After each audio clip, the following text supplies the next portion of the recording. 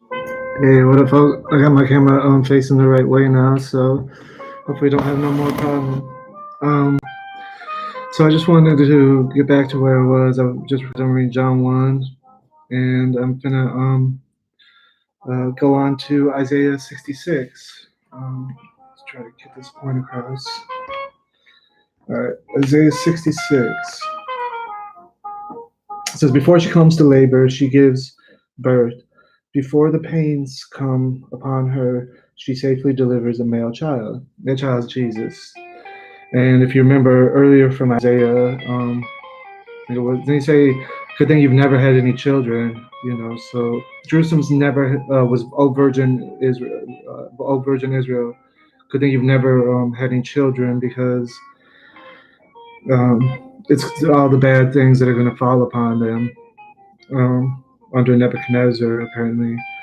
So they never had children. So here come the only Son of God, the first of the first fruits, the first of the resurrection. Because, like I said, Lazarus and people that Elisha had rose from the dead weren't resurrected; they were um, resuscitated. So, who ever heard of such a thing or saw the like? Can a country be brought forth in one day, or a nation be born in a single moment? So, when Jesus was born, the nation was brought forth in one day, um, like a twinkling of an eye in a sort of way. Uh, it wasn't the Zionist state of Israel by any means, because you can see that like this has all been fulfilled 2,000 years ago. So it says, "Yet Zion is scarcely in labor when she gives birth to her children. Shall I bring a mother to the point of birth, and yet not let her child be born?" Says the Lord. So at the time Messiah was born, this was about 490 years after the 70 years of Jeremiah, maybe plus 40 years. So it was definitely time. The Messianic age was imminent. And if you go through the secular history, you can see how crazy things were at this time period. I mean, the Jews had, before Pompey, had an independent state of their own over Greece, which was a huge deal. And this is what the Maccabees wrote of. So,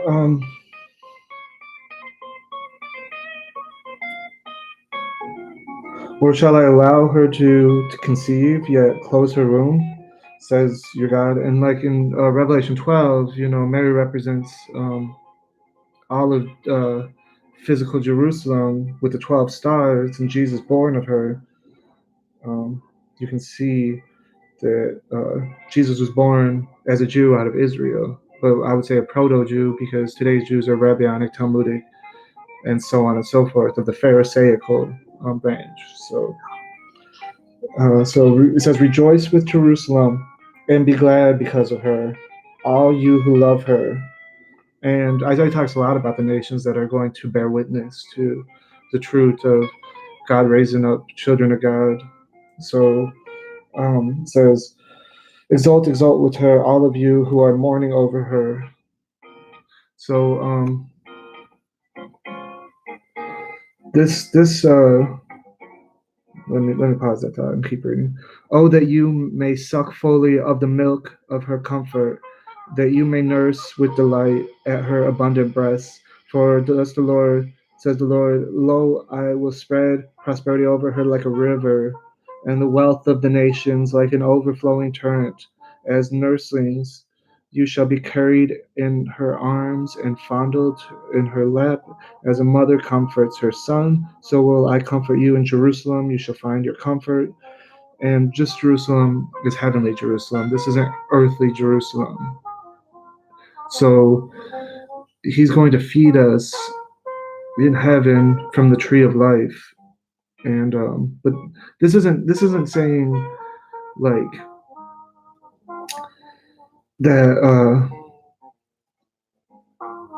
This isn't saying that you'll have like the wine and the grain and things like that necessarily, is it? Like they had said about earthly Jerusalem, this is the milk, which is like the goodness or the richness of the land, and not like the physical land.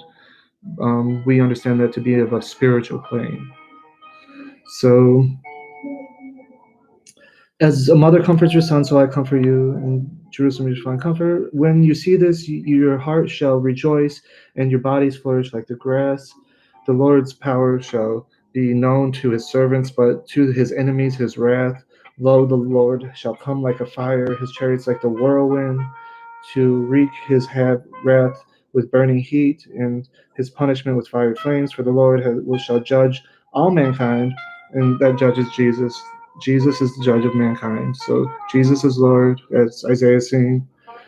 Um, and the men shall be slain by the Lord, they who sanctify and purify themselves to go to the groves and follow as followers of the one who stands within.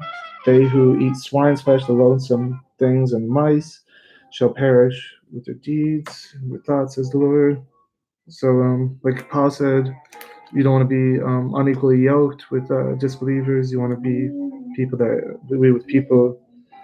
I mean, you should try to save everyone, but if somebody's committed to not obeying, you can't bring yourself down for those people that aren't trying to get closer to the light. I will come and gather the nations of every language.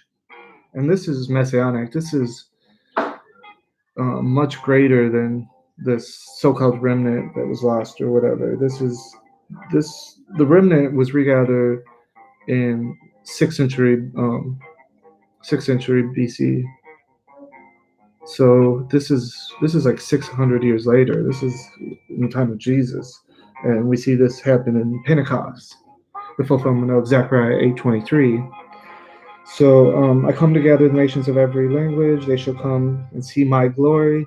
I will set a sign among them. From them I will send the fugitives to the nations, to Tarshish, Put, and Lud, um, Mosak, Tubal, and Javan, to the distant coastlands. Have never heard of my fame or seen my glory. So, like when Jesus was born, all these different nations came on camels, to like they weren't Jews, but they had other nations had seen the light, the Holy One of Israel, as prophesied in Numbers 26. They went to come see Jesus, the star, and the star is central to this idea of the sons of light, as we will get into. So they shall bring all your brethren from all the nations as an offering to the Lord on horses and chariots and carts, on mules.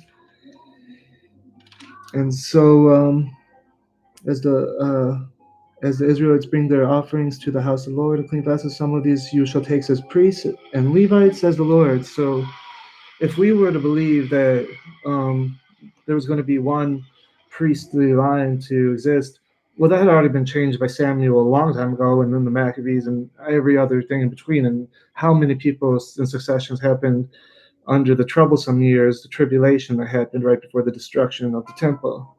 So we see that these people in Ezekiel and Jeremiah corroborate this, that there's going to be a change in priesthood, and so the old priest had went astray.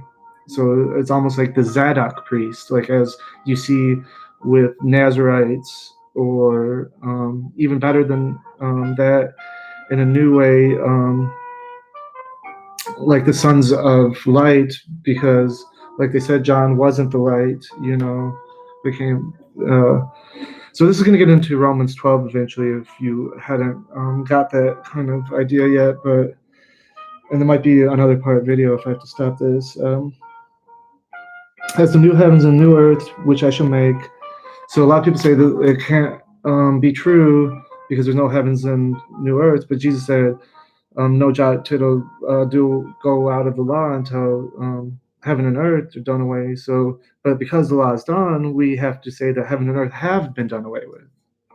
and it's a new heaven and new earth. Jesus started building New Jerusalem after he died and is physically dead. So, shall endure before me, says the Lord, so shall your race and your name endure from one new moon to another, and from one Sabbath to another. All mankind shall come to worship before me. So, all mankind. Ooh, that's a hard one for you Hebrew Israelites and stuff. Like, all mankind? So, are Jews the only mankind? We're going to get into all these terms. Before me says, "Oh, you should go out and see the corpses of the men who rebelled against me. The worm shall not die, nor their fire be extinguished, and they shall be abhorrent to all mankind." So we see that, where somebody would be buried in Jerusalem, they could be buried near the Lord. So, like as Abraham bought the land from um, sons of Heth, I think, which were, you know, um, interesting, called Bini, those kind of sons. Bini, a term only used in certain holy circumstances. So I believe I already went through Cain, and this. If you go back to my earliest videos, I don't want to read through all these over and over again. This is all just going to be a work in progress. Hopefully, I can build this narrative over time because it's a lot to do, and only for people that have ears to hear, honestly. So, all these people, it says in my notes, went to the Valley of Hinnom, which is where they buried, did all the evil things. And a lot of Jews believe this was like hell, because Sheol was the place where you died and were buried and eaten by the worms. But the the the place of burning and torment was where they had sacrificed their children to Molech, um, which you can see how God told Israel to redeem, the children and not kill them, because all the stuff that the Canaanites were doing, it was like, oh, if you sacrifice your child, that means you really, really mean it, and this wasn't good at all in any sort of way. So the end of that was to redeem them, but to do it to an animal, has a lot to do with the wickedness of humanity. And that's why I wanted to get into Cain. If you look at Cain and Abel, um, you kind of see that there's a prototype. Abel would be like the lamb, like Jesus or Isaac, that was to be sacrificed, and this was one kind of way to get rid of sin, and the other was to take all the sins and put it on a goat. And Jesus talked about the goats, in Matthew 25. So Cain was this type of goat that was cast out. And as you know, the Jews were all cast out of Jerusalem. And the question is to return again. And this is what a lot of people debate. But I'm not a fundamentalist Bible believer. I believe in the Bible, but I also see how it was the square Hebrew, that the Masoretic text didn't exist till 1,000 years after Jesus, and they were supposed to be written in Paleo Hebrew, but then you have these vowel points that change the meanings of words that would be impossible if it were to be written in the past to differentiate them without these vowel points. So it doesn't add up. The narrative that we're being told doesn't add up, and that's what I have to tell you the truth. If this is a little bit chaotic, I'm sorry. I'm not doing this for money. This isn't monetized. I just got to get the truth out. I'm not trying to make a good presentation or anything. I'm not trying to protect myself. I'm trying to just tell you the truth, because if I don't sound the trumpet, the blood's on my hands. So I just have to tell you the truth. And so let's get into what I was saying about, before we get back into Genesis, let me get into what I was saying about the Leviticus and the land where Abraham buried his wife. So we see that the Canaanites were kicked out of the land, and Cain is a very simple two letters. You see the Qaf and the noon. And I'm not going to say that all the different coughs are the same, even though they sound so similar. I don't see how you could phonetically make too much difference without making a lot of confusion. And I see how they're interchanged, but I do also see how in Phoenician and other ancient languages you do have, even in Arabic, you have these different. You have a K and a Kh, apparently. So I'm not going to say they're the same. But when I get back into Leviticus, I want to look at Leviticus 18. Leviticus 18, that the Canaanites had been kicked out of the land and the people that replaced them. But to understand who replaced them, it's not a holy people yet. Like there's like the wilderness of sin. Also the wilderness is where Cain was sent to.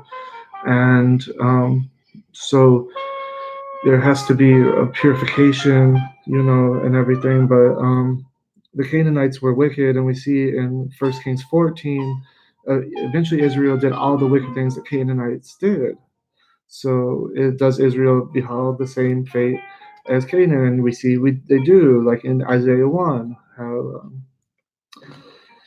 Israel is called Sodom, which was destroyed.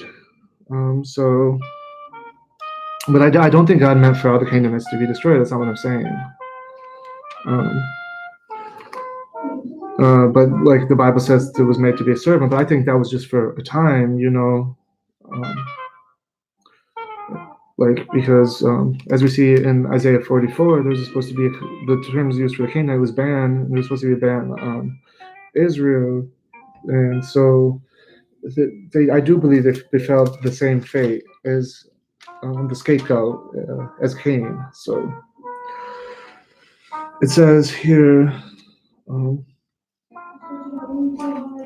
It says, "Do not defile yourselves of any of these things by which the nations, which were the Canaanites, whom I am driving out of your way, have defiled themselves. Because the land has become defiled, I am punishing it for its wickedness by making it vomit out its inhabitants.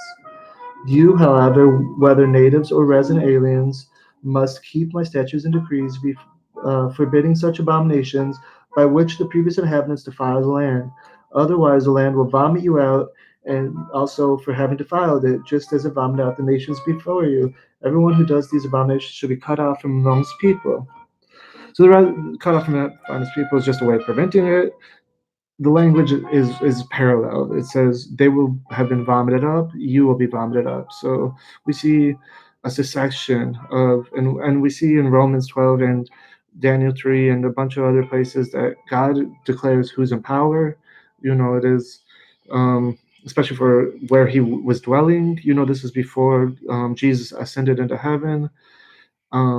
That where he was dwelling, it had to be his people, a clean people, a righteous people, and so on and so forth. So if we go back to Genesis, let's see.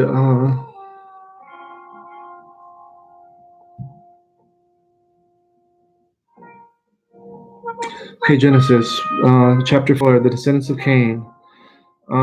We see that starting at 20, and Ada gave birth to Jabal. He was the father of those who dwell in tents and raise livestock. And his brother's name was Jubal. He was the father of all who play the flute or the harp. Zillah also gave birth to Tubal-Cain, a forager of every implement, bronze and iron, and his sister was Naamah. So I ended at 22. So we have these descendants of Cain who, as I had said, seem to bear the same curses as Adam, you know. So if we want to all believe that it's only Seth, then then is Israel Seth? Is the question, or are the Jews Seth? So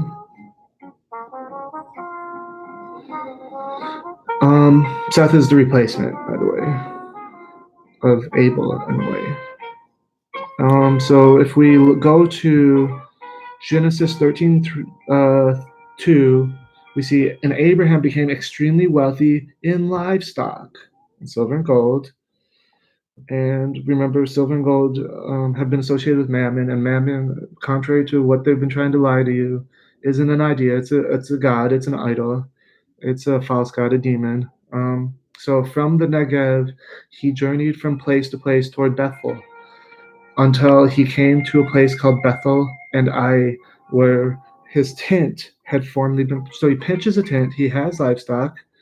Um, to the site where he had built an altar, and Abram called the name of the Lord. And then it says Lot to Lot, like I was saying about the Ammonites being also children of the Hebrews, in a way that um, Lot, is an inheritance. And as we see under David, Lot became his inheritance. So let me go to show you something that you've probably already seen, but I don't know if you see in the Hebrew. Now, if you go to Psalm 49, verse 4, that's Psalms 49 and 4. It says, my ear, it says, I will incline my ear to a proverb. I will express my riddle with the harp. So a lot of times David talks about his harp, but he also talks about the lyre, and Ezra talked about the lyre in Chronicles. And this word for harp and lyre both is kinnu, kinnu, kinnur.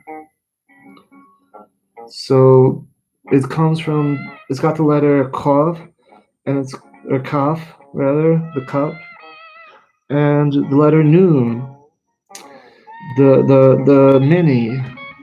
So the cup of the many, being the Canaanites, the masses, the others, the bad guys, is the same word as harp, because as we see, it's from Cain, where we get the name Canaanites, that we have this instrument called the harp. So David, being ruddy,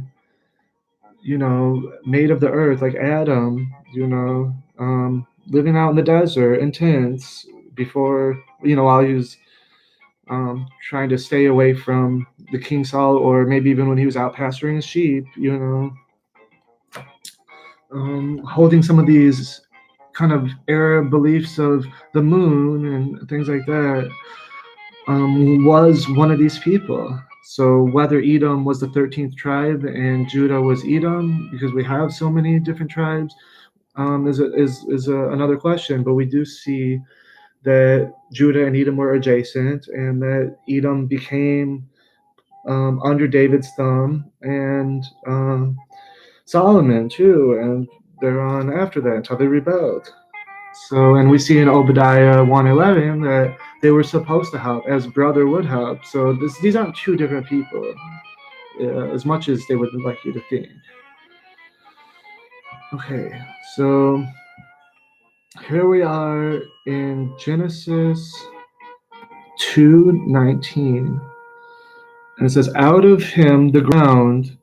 As I was saying, out of the ground, the word for ground is ha-adamah, Edom, Adam, that the Yahweh God made everything. So all the beasts, and beast is a very simple word.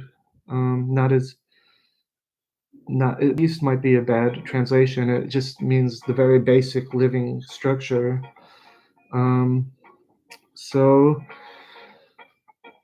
like man and beast are both made from the earth, and if the earth was red, if Adam was red and Dave and Esau's red, he was made in Petra, where the earth is red, or thereabouts.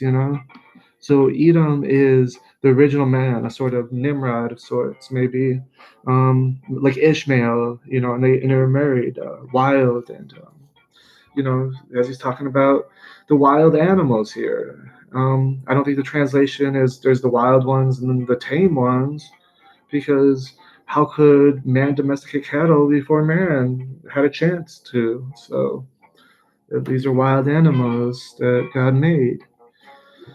Now, let's look at Genesis 27 and 36. Esau said, "Isn't he rightly named Jacob?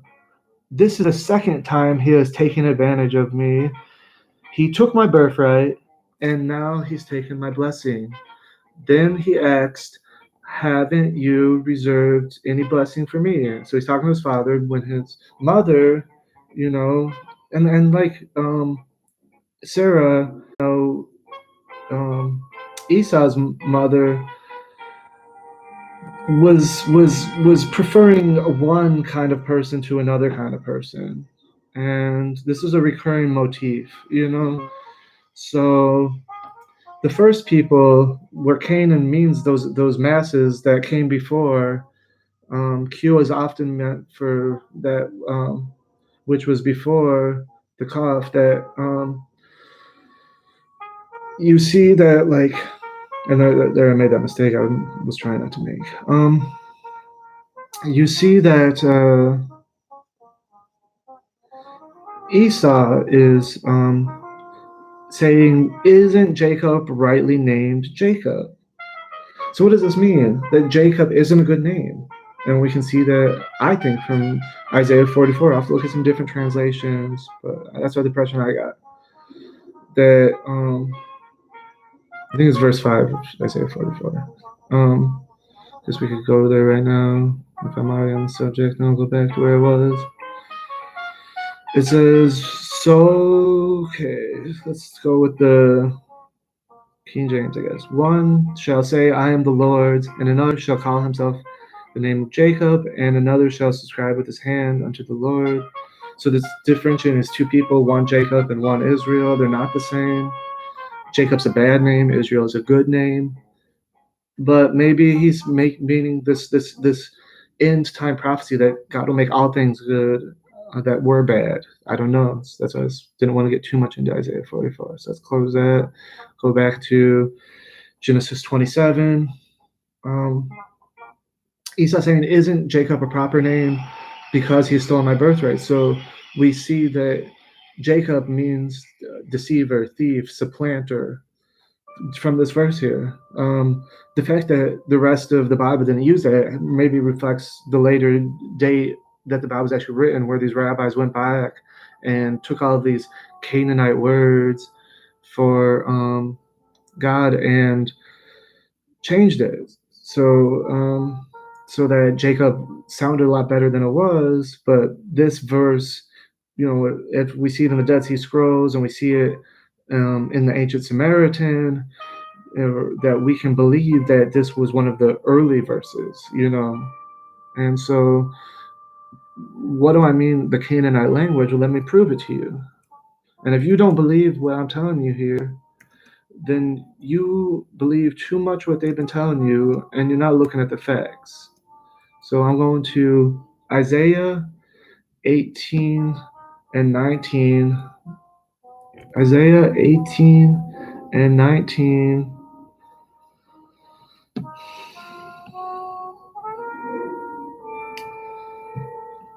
Okay, it says, starting at,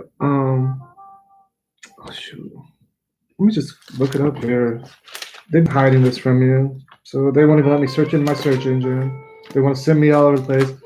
This is why I feel the way I do, because some people lie more than anybody else in the world, and they happen on the internet. So they'll put about 500 wild goose chases before the correct answer when nobody wants to just come to the truth, because they want to lie and deceive you. So I'm here at, oh, that's why. I'm at 1918, but still, it wasn't getting me there. It says, let's pick it up at 16. On that day, the Egyptians shall be like women, trembling in fear, because the Lord of hosts. The Lord of hosts is a very weighted term. This has to do with Elion, that there was this pantheon of God. And if you look at the scriptures, this is very clear that they believed in Deuteronomy 32 and 8 that Israel was the sons of God, but that there was actually, as there's 12 disciples and 70 disciples, 12 apostles, 70 apostles, this structure, there was a wider 70, and this 70 is the number of nations in Genesis 10 in the table of nations. So this 70 is what they believe to be the number of gods total in the pantheon. This is what the ancient Jews, the Canaanite Jews, believed. Before the Babylon, you know, before the wisdom of the Persians had taught them monotheism, this is what they believed. So, and I'm not saying this is what God told them. This is what their lying leaders got them to believe, and um, and their own fleshly driven hearts. So it says in Genesis, it says in Isaiah 8, Isaiah chapter 19, the verse 17, and the land of Judah shall be a terror to the Egyptians. And we see that he said that you're going to inherit Egypt and, you know, a bunch of other places. Um, every time they remember Judah, they shall stand in dread because of the plan which the Lord of hosts has in mind for them. On that day, there shall be 5 cities in the land of Egypt, speaking the language of Canaan, and swearing by the Lord of hosts. One shall be called the city of the sun. And this word, shamash, for sun, is also mean destruction. Um, so this is right here in verse 18. On that day, there were 5 cities in the land of Egypt, speaking the language of Canaan. And because we see that Judah attacked them, you can only make sense of this that the people of Judah were speaking the language of Canaan. And if you go back to the Paleo Hebrew, they're the same language. They came as a people to another people that had already existed. They were a small group, and they didn't replace all those people. They adopted their language and their customs and their gods and stuff, and that's what I'm going to prove or intend to prove. So Jacob meaning supplanter being a bad name, Israel being a good name. And if we break down the word Israel, we see these different uh, kind of ideas. So let's do that. Let's break down the name Israel. Israel in Hebrew. The dearly Israel, even more endeared, was called Yeshurun, and Yeshurun may be a wider context, but so we see Israel, we see Yasharal, because like I said, I don't believe that there was these vowel points, so I don't know if you have the samak, why you'd have a shin that wouldn't be differentiated from other shins. It doesn't make sense, especially when you compare it to Arabic in the Arabic. So you have the yod, which means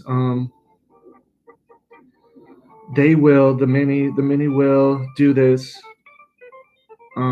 Shar, they will be princes of Sar, is how we read it in Hebrew, modern Hebrew. Yisar, the many shall al, and you don't always have to say in Hebrew is, it's implied. So you would say these that they will call the many princes of God, basically, and it comes from this word wrestle, which is not really wrestle. It means to overcome. This word shar, which means, this is where we get Sarah, which we get the word Sarah, which means princess. That these children of God would be born of light. So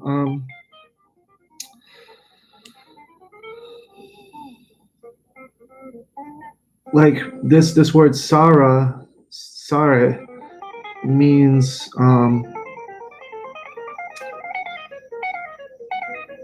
means lightning. Really, it means because God, like, because they got the idea of God from the Canaanites, they still had these ideas of God being like Baal or El, the god of these desert people, being one to bring rain. And so he held a staff in his hand, which was a lightning bolt. So they believed it meant rain. So Barak, the name Barak in Semitic languages means to reign, not like rain, R-E-I-G-N, rain as in R-A-I-N. That or thunder, sorry, I mean thunder. That this thunder, because it came from the rain, is why was seen as God's power, and the angels were beings of light, created beings of light, like thunder. So I'm sorry, like lightning. So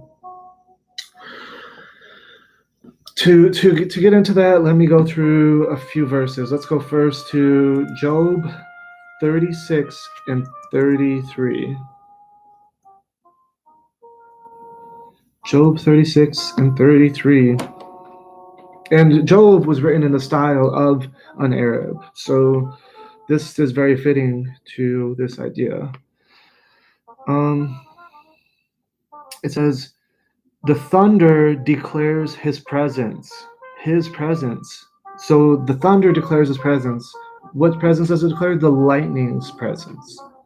The lightning being the physical manifestation of the impossibly expansive, too big to be limited to the physical, non-physical, and that's what we see with the word um, I am that I am. So let's go to that, because they've been lying about that. I am that I am. Because Asher, if you drive it from Aser, if those shins don't mean differently, it means I am the light.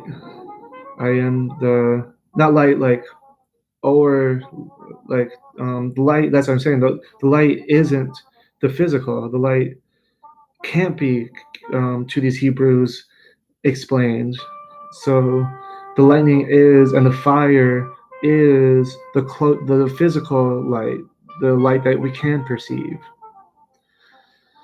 So it says Ahir, Asher, Ahir. So Aleph is I am, Het is that, Yod is they will say that. So because you look at the context, Moses had asked God what to call him. So he says, I am that they will say that I am the lightning, um, and that's what you say I am. That's what that means. So meaning that I or I cause the lightning, that I am something so much greater than you could ever fathom. You can't even say my name. My name is not you can't say it, because saying it in your words, Hebrew is not the language of God, like it says, the Kenneka language. If you say it in your words, not the language of angels, the tongues, if you say it in your words, then you can't say it. And that's what these rabbis kind of realized. And nobody says Yahweh except for you Hebrew roots people, that say Yahuwah and whatnot. So it says, so when they say I am that I am, that's not his name. His name's not Popeye. I am that I am, and that's all I am. That's not God. That's dumb. Um, okay, so let's go to Job 37 and 3.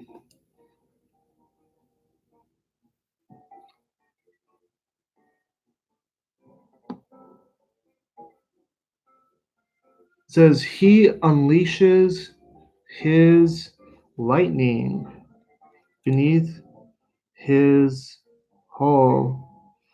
So he unleashes. They use this word. So this word lightning is like the light. They say the oru, the wa'uru, but he unleashes. They say yisrahu. So this This word that they say Israel has the same root as unleashes. So let's go into the Hebrew.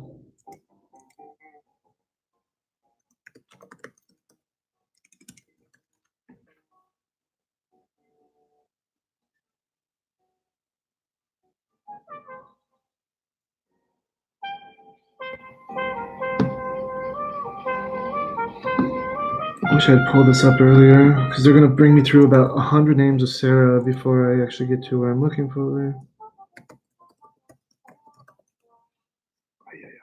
Why did they do that? Why did they turn Jesus into Greek Strong's one word with Joshua when they're clearly two names, but have about 15 names for Sarah, separate Hebrew words? I don't know. Because they believe like the most special lady of all time or something. Sorry, bear with me, please.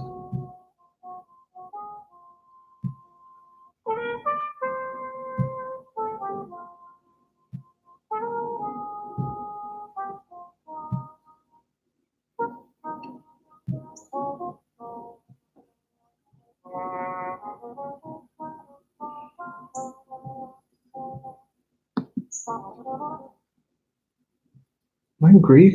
Is that my problem?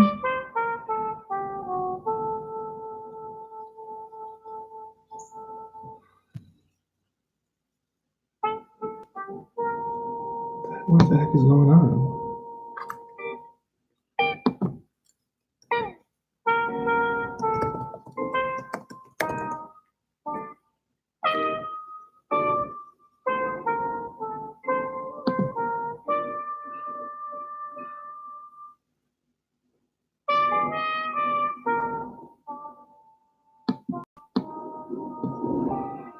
So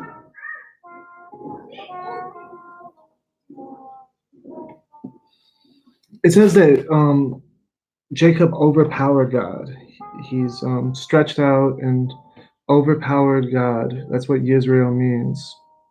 He's taken the place of God in a way, but as sons of God in a way. So to and this gets in a lot into Psalm 82, which is a really weird scripture for any Jews or Hebrew Israelites. The only way you can be decent about it is to see that Jesus is the one who is God, not.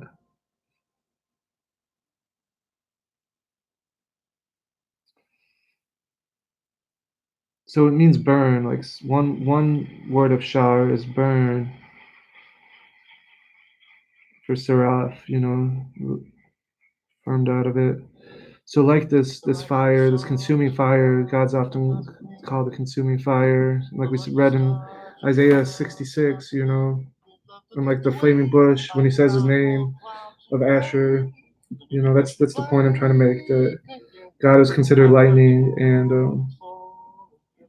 or the God of lightning, that the lightning was his clear sign of his authority and presence. That I had a lot more scriptures, but they're not on me. So I'll get back to what I was saying.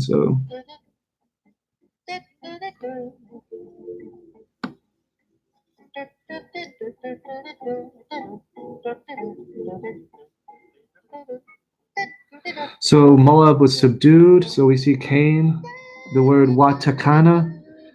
Watakana, it has the word Cain in it. So Cain is subdued. Jacob subdues Cain. That this is the supplanter, you know.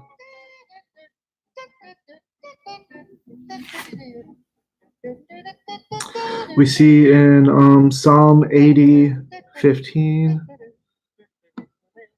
that the root your right hand is planted. We see the branch. It says the branch is Ben. So this children of God, basically, you'd think is what David meant. If you read Psalm 82, the root is wakana.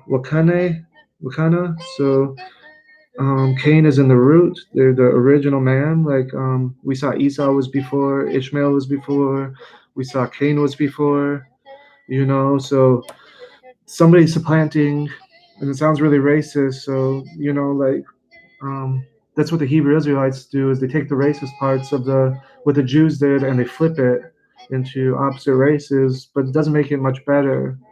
Um, it just makes me more think that we need to get to the point where the New Testament is the Bible. I feel like the Old Testament is what validates all these parts of the Bible that wouldn't make much sense of what Jesus was telling his people without the New Testament or without the Old Testament. But now, we could be in this new era that we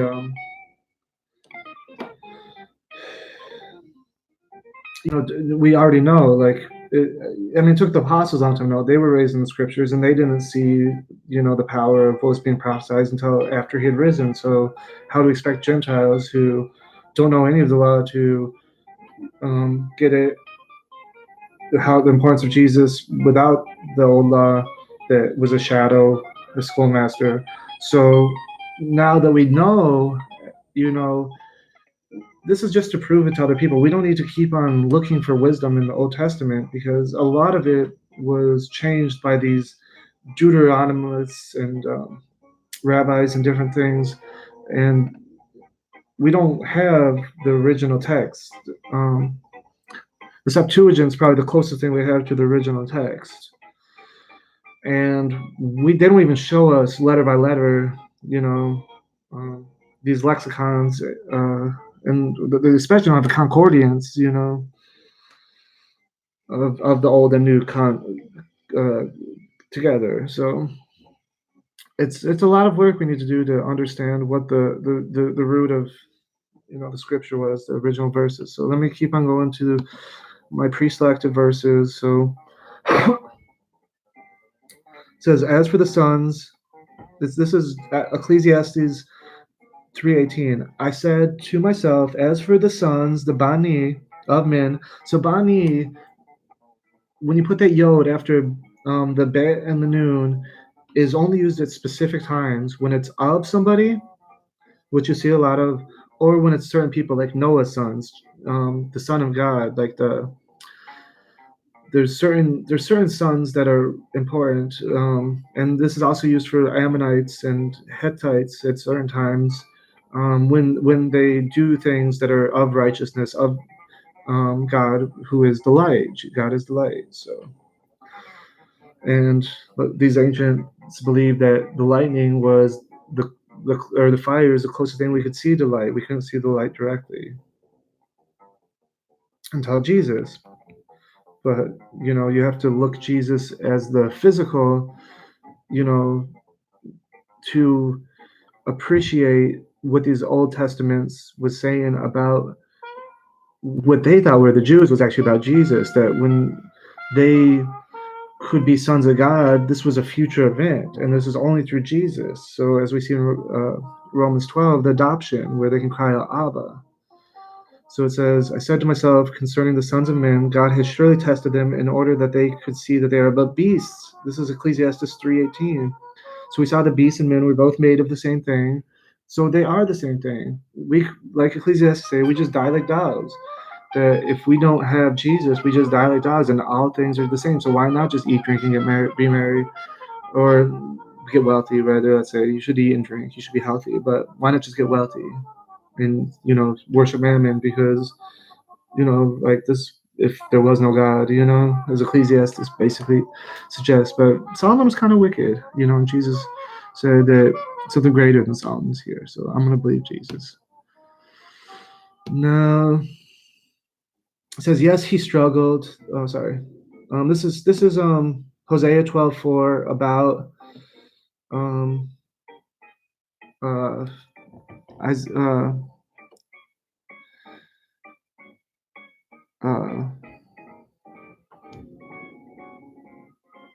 Jacob, and he struggled and prevailed, and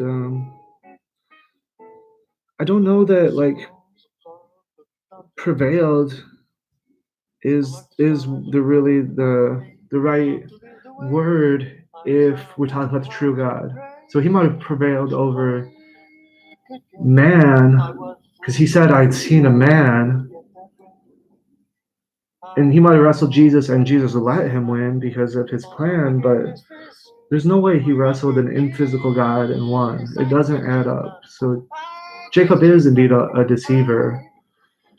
And for, like, for instance, let me go to John 1 again, where I started with the prior video.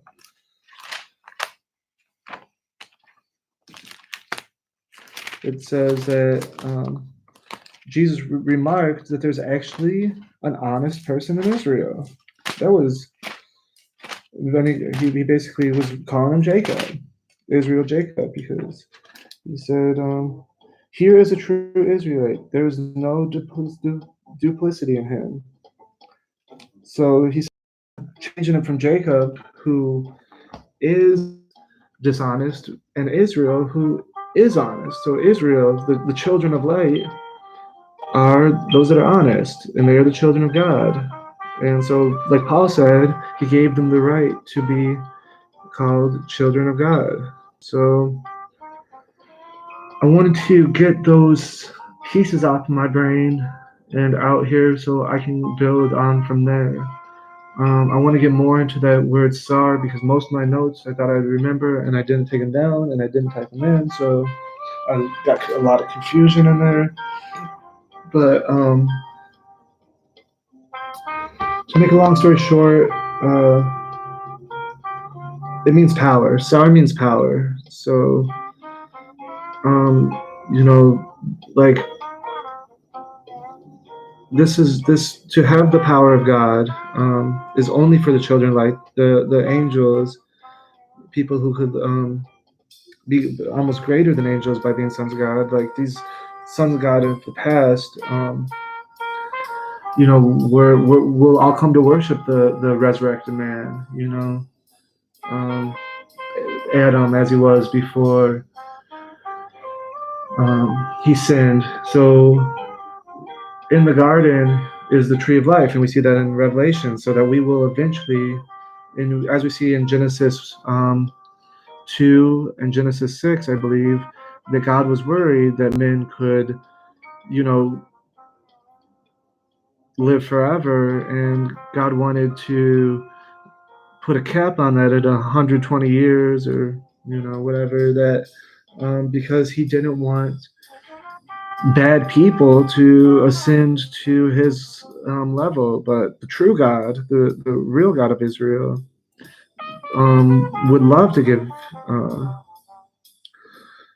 the kingdom to his children or share the kingdom with him, and but not as equals, you know, but just to be there in his presence. So to be the army of light.